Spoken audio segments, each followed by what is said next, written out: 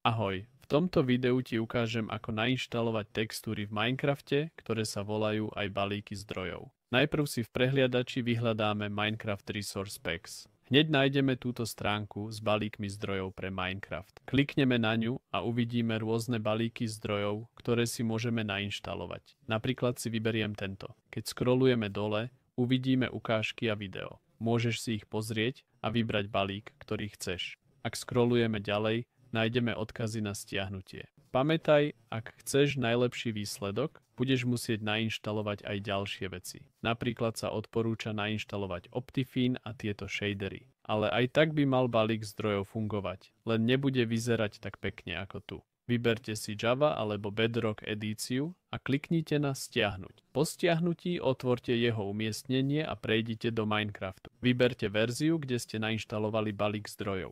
V mojom prípade je to táto verzia, tak klikneme na hrať. Pre ilustráciu takto to vyzerá bez balíka zdrojov. V Minecrafte choďte do možností balíky zdrojov a otvoriť priečinok balíka. Teraz je otvorený, otvorte aj priečinok s novým balíkom textúr. Presuňte ho sem, vráťte sa do Minecraftu a uvidíte ho tu. Tu píše vytvoriť pre novšiu verziu a že nie je kompatibilný. Ak je to aj tvoj prípad, môžeš to stále skúsiť. Možno to bude fungovať, alebo si budeš musieť nainštalovať nový balík textúr. Klikneme na túto šípku, potom na áno a potom. Znova klikneme na potom, vojdeme do sveta a uvidíme, že vyzerá inak. Takto ľahko nainštaluješ balíky textúr v Minecrafte. Ak ti video pomohlo, poteší ma like. Tak ahoj.